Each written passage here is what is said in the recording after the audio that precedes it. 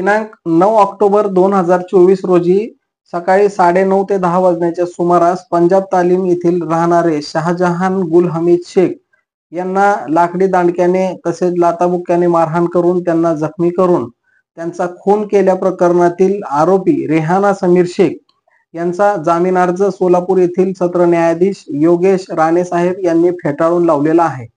यामध्ये घटनेची थोडक्यात हकीकत अशी आहे की फिर्यादी सलीम शाहजान शेख हा पंजाब तालीम या ठिकाणी राहण्यास असून त्याच्या वडिलोपार्जित मिळकतीमध्ये त्याच्या वडिलांचा व त्यांच्या चुलत्यांचा या ठिकाणी घर जागेच्या वाटणीवरून वाद चालू होता आणि सदरचा वाद मिटवण्याकरिता त्याचे वडील दौंड येथून या ठिकाणी सोलापूर येथे आलेले होते आणि त्यानंतर दिनांक 9 ऑक्टोबर 2024 रोजी सकाळी 9:30 ते 10 वाजण्याच्या सुमारास या भावाभावांमध्ये चर्चा होत असताना त्यामध्ये आरोपींनी पूर्वनियोजित कट रचून संगनमत करून यातील फिर्यादी सलीम शाहजान शेख याचे वडील शाहजहान गुल हमीद शेख यांना लाकडी दांडक्याने मारहाण करून त्यांचा गंभीररित्या जखमी करून खून केल्याची फिर्याद सलीम शाहजान शेख यांनी फौजदार चौडी पोलीस स्टेशन येथे दिल्याने आरोपी समीर शेख, साबिर शेख, साकिब शेख, सुफियान शेख, रेहाना शेख, मेहरून शेख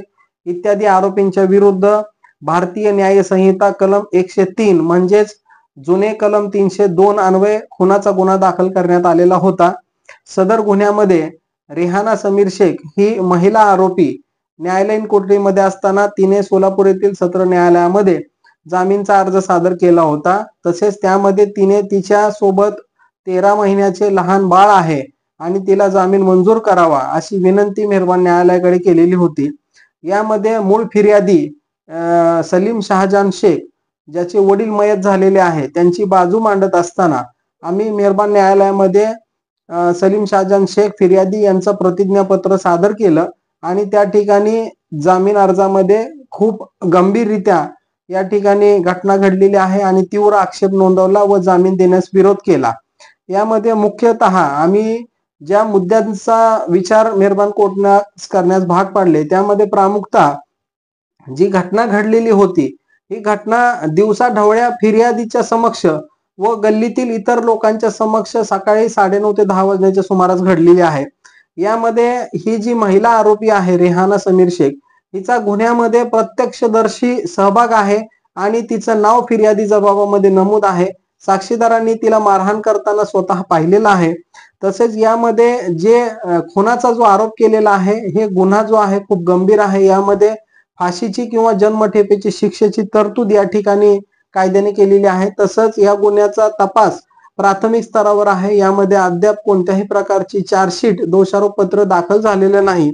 एकंदरीत या फिर्यादीने तिच्या 13 महिन्याच्या मुलाचा आडोसा घेऊन फिर्यादीचा आरोपीचा जामीन मंजूर करण्याकरिता अर्ज सादर केला असला तरी यातील फिर्यादी ह्याला देखील लहान लहान मुले आहेत।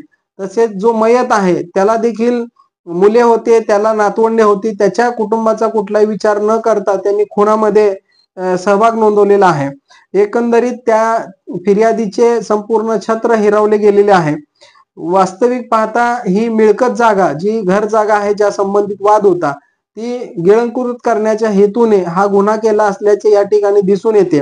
तसंच या ठिकाणी पाहिलं तर यातील फिर्यादीला इतर नातेवाईकांच्या मार्फत आणि इतर गुंड प्रवृत्तीच्या लोकांच्या मार्फत या ठिकाणी दबाव निर्माण केला जात आहे आणि त्यांना पैसे घेऊन तडजोड करा, प्रकरण मिटवून घ्या अशा पद्धतीने या ठिकाणी आरोपी लोक दबाव निर्माण करत असल्याचा युक्तिवाद आम्ही केला। तसेच यातील आरोपी जर जामिनावर सुटली तर ती देखील आरोपीच्या फिर्यादीच्या घराच्या शेजारीच राहण्यास असल्यामुळे त्यांना जीवाला धोका आहे किंबहुना फिर्यादीला पुन्हा कुठल्या प्रकारचा जीव धोक्यात घालण्याची शक्यता नाकारता येत नाही। एकंदरीत या घटनेमध्ये दिवसा घटना घडली असल्यामुळे त्या ठिकाणी फुटेज होते, त्या ठिकाणी काही रेकॉर्डिंग्स आहेत पोलिसांना सापडलेले। तसेच जे गल्लीतील साक्षीदार आहेत जे आरोपींच्या ओळखीचे आहेत ते आरोपींना घाबरून पुन्हा साक्ष देण्याकरिता पुढे येणार नाहीत। अशा संपूर्ण परिस्थितीचा विचार करून यातील महिला आरोपी रेहाना समीर शेख यांचा जामीन अर्ज फेटाळावा अशी विनंती आम्ही मेहरबान न्यायालयाला केली होती। तसेच आमच्या सोबत सरकारी वकील दत्तू सिंग पवार साहेब यांनी देखील अतिशय उत्कृष्टरित्या या ठिकाणी फिर्यादीला न्याय मिळवून देण्याच्या हेतूने बाजू मांडली। आमचा युक्तिवाद तसेच सादर केलेले प्रतिज्ञापत्र व त्यामधील मुद्दे आणि सरकार वकिलांनी केलेला युक्तिवाद ग्राह्य धरून सोलापूर येथील सत्र न्यायाधीश योगेश राणे साहेब यांनी पंजाब तालीम येथील राहणारी महिला आरोपी रेहाना समीर शेख यांचा जामीन अर्ज फेटाळून लावलेला आहे.